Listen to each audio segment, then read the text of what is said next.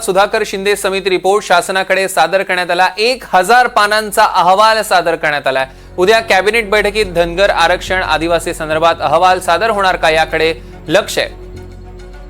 धनगर आरक्षणाबाबत शिंदे समितीचा रिपोर्ट सादर होणार आहे। ओबीसी मंत्रालय सचिव विनीता सहगल यांच्याकडे हा सादर होणार आहे। धनगर आरक्षण देण्यासंदर्भात सकारात्मक राजकीय भूमिका होईल का हा देखील सवाल आहे। राजकीय इच्छाशक्ती दाखवत धनगर आरक्षण देणार का याकडे देखील लक्ष लागलेलं आहे। या क्षणाची मोठी आणि महत्त्वाची बातमी आपण बघतोय। धनगर आरक्षणाबाबत सुधाकर शिंदे समितीचा रिपोर्ट शासनाकडे सादर करण्यात आलेला आहे आणि 1000 पानांचा हा रिपोर्ट आहे, हा अहवाल आहे। उद्या कॅबिनेटची बैठक आहे आणि आता उद्या कॅबिनेटच्या बैठकीत नेमकं काय चर्चा होते बघावं लागणार आहे। धनगर आरक्षण संदर्भात अहवाल हा सादर होणार का याकडे लक्ष आहे।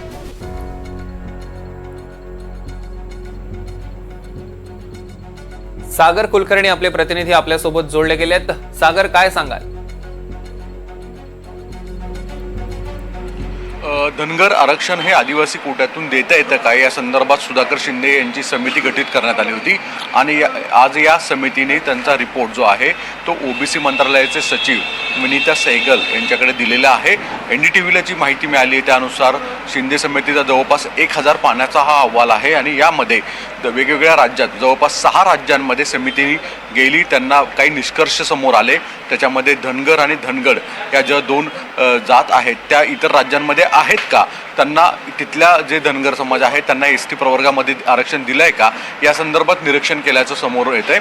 या अहवालामध्ये दुसरी गोष्ट जी माहिती एनडीटीव्हीला मिळाली त्यानुसार धनगर आणि धनगड या संदर्भामध्ये राज्यात आज एक महत्त्वपूर्ण निर्णय आलेला आहे की जो संभाजीनगरच्या इथल्या जात पडताळणी समितीच्या वतीने आदेश दिलेले आहेत की जवळपास 6 ते 7 लोकांचे धनगड समिती जे आहेत ते जातीचे दाखले रद्द करण्यात आलेले आहेत। कदाचित त्याचाच संदर्भ देऊन या समितीमध्ये सुद्धा म्हटलेलं आहे की महाराष्ट्रामध्ये धनगड हा वेगळा प्रवर्ग नाही, या धनगर ही एकच आहे आणि जर धनगर समाजाला सामाजिक आणि इतर दृष्टिकोनातून जर त्यातले प्रवर्ग लोकांची जीवनशैली जर पाहिली तर ती डोंगराळ भागांमध्ये ज्या मेंढपाळांसारखं वावर त्यांचा आहे, अनेक ठिकाणी आदिवासींसारखीच त्यांच्या आर्थिक परिस्थितीसुद्धा अतिशय गंभीर आहे। अशा परिस्थितीमध्ये राज्य सरकार आता नेमकं काय करणार आहे या अहवालाचं हे महत्त्वाचं राहणार आहे।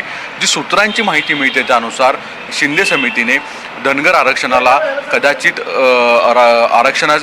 आदिवासी आरक्षणाच्या संदर्भामध्ये हिरवा कंदील दिल्याचं समजतं, पण आता सुप्रीम कोर्टामध्ये या संदर्भातल्या वेगवेगळ्या याचिका आहेत आणि राज्यातली पुढील आगामी विधानसभेच्या निवडणुकीची रणधुमाई या अनुषंगाने राजकीय इच्छाशक्ती दाखवत धनगरांना आदिवासींप्रमाणे समावेश केला जातोय का या संदर्भात उद्या राज्य मंत्रिमंडळाची बैठक होणार आहे, त्या बैठकीत या संबंधितचा अहवाल येतोय का याकडे सगळ्यांचं लक्ष आहे।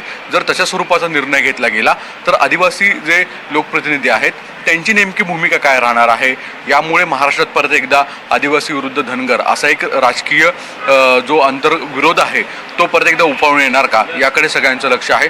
तुर्तास तरी मात्र ज्या एनडीटीव्हीला जी माहिती मिळाली त्यानुसार शिंदे समितीचा रिपोर्ट जो आहे तो धनगर आरक्षण देण्याबाबतचा अनुकूलता दाखवत असल्याची माहिती उपलब्ध होती आणि आता राजकीय इच्छाशक्ती दाखवत राज्य सरकारांमधलं महायुती सरकार या संदर्भात काय निर्णय घेते हे देखील पाहणं औत्सुक्याचं असणार आहे। सौरभ, सागर, यावर लक्ष ठेवून असूया, त्याचे अपडेट्स आम्ही तुमच्याकडून घेऊ। तुर्तास धन्यवाद।